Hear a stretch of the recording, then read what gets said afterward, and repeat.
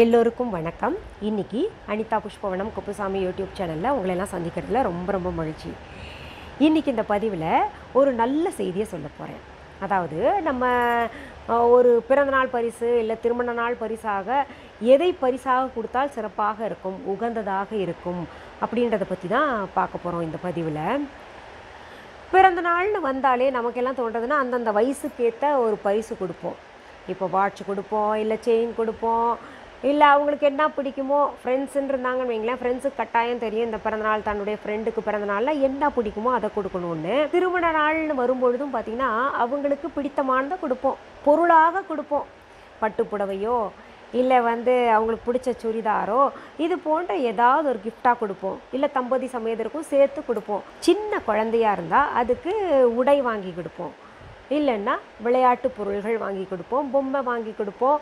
இது போன்று நிறைய பொருள்கள் இருக்குது. என்னுடைய சாய்ஸ்ன்னு பார்த்திங்கன்னா ஒன்று புத்தகம், இன்னொன்று பார்த்திங்கன்னா செடி கொடுக்கலாம். இப்போல்லாம் பார்த்திங்கன்னா நல்ல பாட்டை, அந்த பாட்டில் பார்த்திங்கன்னா மண்ணெல்லாம் போட்டு செடியை நல்லா முளைக்க வைத்தே விற்கிறாங்க. அதை கொண்டு போய் கூட பரிசாக கொடுக்குறாங்க. இந்த சொன்னேன் இல்லையா, புத்தகம் பரிசாக கொடுக்கணுன்னு, அது ரொம்ப எனக்கு பிடிச்சது. யாருக்காவது என் பசங்க சொல்லுவாங்க, அம்மா என் ஃப்ரெண்டுக்கு பர்த்டே அப்படின்னு சொல்லும்போது ஒன்றா செடி எடுத்துகிட்டு போன்னு சொல்லுவேன்.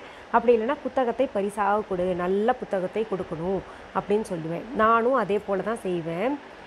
இது எதுக்காக இந்த புத்தகத்தை பரிசாக கொடுக்கணும் அப்படின்னு நினச்சிங்கன்னா, இப்போது பரிசு வாங்குறவங்களுக்கு அந்த கிஃப்ட் ஓப்பன் பண்ணுற வரைக்கும் என்ன இருக்குமோ அப்படின்னு சொல்லிட்டு ஆர்வமாக ஓப்பன் பண்ணுவாங்க. அதில் புத்தகமாக இருந்தால் அந்த புத்தகத்தை அப்படியே ஓரம் கட்டிடுவாங்க. வேறு ஏதாவது கிஃப்ட் பொருளாக இருந்தால் அது நல்லா இருக்கே அப்படின்னு சொல்லிட்டு ரொம்ப மகிழ்ச்சி அடைவாங்க. குழந்தைங்களாக இருந்தால் அந்த மாதிரி. இப்போது கொஞ்சம் படித்தவங்க, அந்த புத்தகத்தின் அருமை தெரிஞ்சவங்க பார்த்திங்கன்னா அந்த மாதிரி நினைக்க மாட்டாங்க. மற்ற பொருள்களை எல்லாம் தள்ளி வச்சுக்கிட்டு இந்த புத்தகத்தை எடுத்து வாசிக்க ஆரம்பிச்சிருவாங்க. ஆனால் பொதுவாகவே கவரக்கூடியது மற்ற பொருள்கள் தான், புத்தகம் கிடையாது. ஆனால் இது கொடுத்து பழக்கப்படுத்துங்க. காரணம் என்னன்னு நான் சொல்கிறேன். நம்ம இப்போது ஒரு உடை வாங்கி கொடுக்குறோன்னு வைங்களேன், அந்த உடையை கொஞ்ச நாள் போடுவாங்க, அதுக்கப்புறம் அது கிழிஞ்சு போயிடும். இல்லை ஏதாவது ஒரு பொருளாக வாங்கி கொடுக்குறோன்னு வைங்க, அந்த பொருளும் கொஞ்ச நாள் உழைக்கும், அதுக்கப்புறம் போயிடும். அப்படி இல்லைங்க, அதை காட்டிலும் நான் தங்கம் வெள்ளியாக கொடுக்க போகிறேன் அப்படின்னு நினச்சா கொடுங்க, அது கூட சேர்த்துக்கிட்டு ஒரு புத்தகத்தையும் வாங்கி கொடுங்கன்னு தான் நான் சொல்லுவேன்.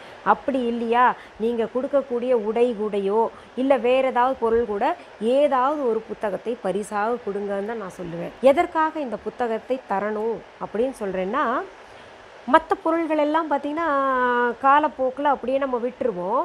ஆனால் இந்த புத்தகத்தை அவங்க ஆரம்பத்தில் வாசிக்கலைன்னா கூட என்றைக்காவது அவங்க வாசிப்பாங்க.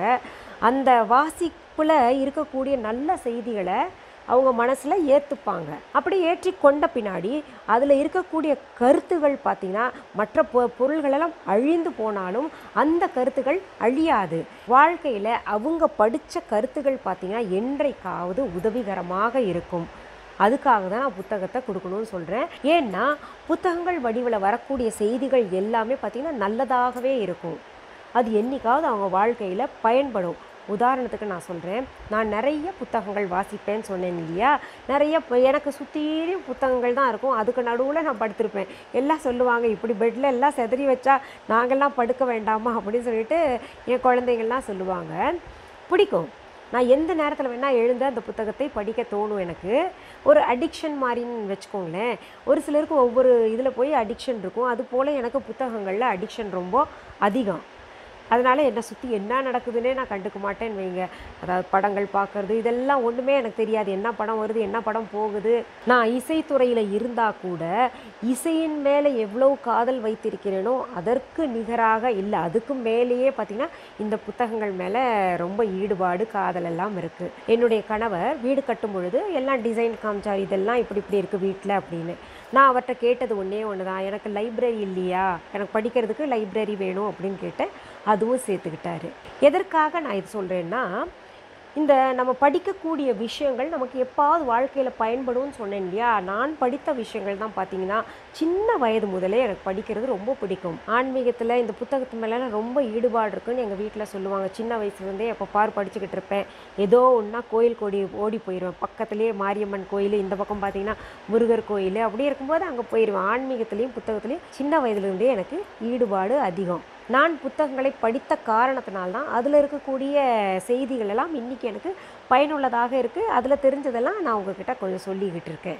அதனால் உங்கள் வீட்டில் ஏதாவது புத்தகங்கள் வந்ததுன்னா, யாராவது பரிசாக கொடுத்தாலோ இல்லை நீங்களே வாங்கினதாக இருந்தால் கூட அது எடைக்கு எடை போடாதீங்க. இந்த புத்தகத்தின் அருமை தெரியாதவங்க தான் எடைக்கு எடை போட்டுருவாங்க. ஆனால் எதுவாக இருந்தாலும் அப்படியே எடுத்து ஒழுங்குபடுத்தி வச்சுக்கோங்க. நான் சின்ன துணுக்கு கூட நான் விட மாட்டேன். ஒழுங்குபடுத்தி வைத்து நமக்கு எப்பொழுது நேரம் கிடைக்குதோ அப்போ படிங்க.